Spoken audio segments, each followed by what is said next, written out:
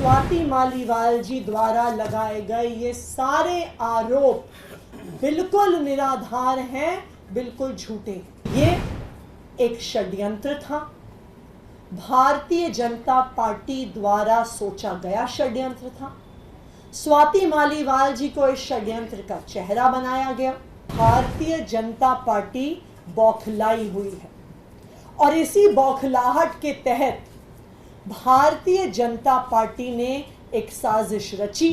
स्वाति मालीवाल जी इस षड्यंत्र का चेहरा थी, स्वाति मालीवाल जी इस षड्यंत्र का मोहरा थी। पुलिस को धमका रही हैं, वो विभव कुमार जी को धमका रही हैं, ऊंची आवाज में धमका रही हैं और कहीं पर भी वो इस बात का जिक्र तक नहीं करती कि किसी ने उनको छुआ है या किसी ने उन पर हमला किया। जब से अरविंद केजरीवाल जी को बेल मिली है, जमानत मिली है और भारतीय जनता पार्टी द्वारा लगाए गए झूठे केसों से वो तिहाड़ जेल से बाहर आए हैं, तब से भारतीय जनता पार्टी बौखलाई हुई है और इसी बौखलाहट के तहत भारतीय जनता पार्टी ने एक साजिश रची, एक षड्यंत्र रचा और उस षड्यंत्र के तहत स्वाति मालीवाल जी को दिल्ली के मुख्यमंत्री अरविंद केजरीवाल जी के घर 13 मई को सुबह सुबह भेजा गया।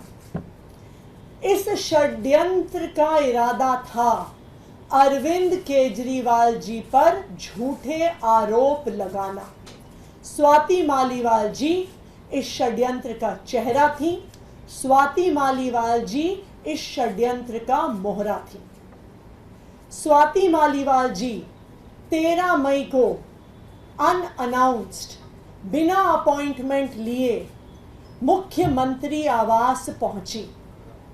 उनका इरादा था कि मुख्यमंत्री पर आरोप लगाया जाए, लेकिन मुख्यमंत्री जी उस समय अवेलेबल नहीं थे, उपलब्ध नहीं थे, इसलिए वो बच गए। फिर स्वाति मालीवाल जी ने विभव कुमार पर आरोप लगाए, लेकिन आज एक वीडियो सामने आया है, मुख्यमंत्री आवास के ड्राइंग रूम का वीडियो सामने आया है और उस वीडियो ने स्वाति मालीवाल जी के झूठ को पूरे देश के सामने रख दिया है। स्वाति मालीवाल जी ने जो कंप्लेंट करी थी, ये दिल्ली पुलिस को की गई उनकी एफआईआर और उस एफआईआर में शामिल फैक्ट शीट है।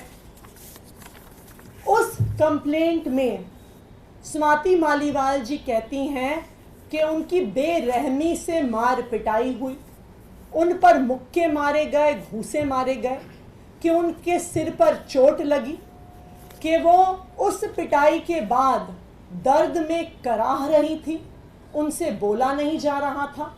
वो पुलिस को बार बार कह रही थी कि मुझे मारा गया, मुझे पीटा गया। उन्होंने अपनी कंप्लेंट में लिखा है कि उनका सर टेबल पे लगा और उनका सर फट गया। उन्होंने लिखा है कि उनके कपड़े फाड़े गए, उनकी शर्ट के बटन फाड़े गए। ये सब कुछ स्वाति मालीवाल जी ने अपने आरोपों में कहा है, लेकिन जो आज वीडियो सामने आया है वो बिल्कुल इसके विपरीत सच्चाई दिखाता है। स्वाति मालीवाल जी उस ड्राइंग रूम में बहुत आराम से बैठी हुई हैं। वो पुलिस कर्मियों को ऊंची आवाज में डरा रही हैं, धमका रही हैं। विभव कुमार जी पर जिस पर उन्होंने आरोप लगाया है, ऊंची आवाज में उनको भी धमका रही हैं, उनके लिए अपशब्दों का प्रयोग कर रही हैं। उनके कपड़े फटे हुए नहीं हैं, किसी भी प्रकार से उनके सर पर चोट नहीं दिख रही है। सिर्फ एक चीज दिख रही है कि वो पुलिस को धमका रही हैं, वो विभव कुमार जी को धमका रही हैं, ऊंची आवाज में धमका रही हैं और कहीं पर भी वो इस बात का जिक्र तक नहीं करती कि किसी ने उनको छुआ है या किसी ने उन पर हमला किया। तो आज के इस वीडियो ने साफ साफ देश के सामने रख दिया है कि स्वाति मालीवाल जी द्वारा लगाए गए ये सारे आरोप बिल्कुल निराधार हैं, बिल्कुल झूठे। इस पूरे घटनाक्रम से एक चीज साबित होती है कि ये एक षड्यंत्र था, भारतीय जनता पार्टी द्वारा सोचा गया षड्यंत्र था। स्वाति मालीवाल जी को इस षड्यंत्र का चेहरा बनाया गया, मुख्यमंत्री जी को फंसाने का इरादा था। तभी सुबह सुबह जोर जबरदस्ती से मुख्यमंत्री आवास में घुस के मुख्यमंत्री जी से मिलने की जबरदस्ती की जा रही थी।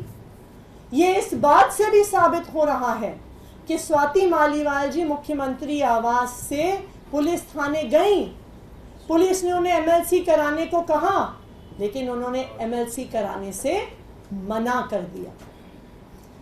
फिर 3 दिन बाद भारतीय जनता पार्टी फिर से एक नए झूठ के साथ स्वाति मालीवाल जी को सामने लेकर आई।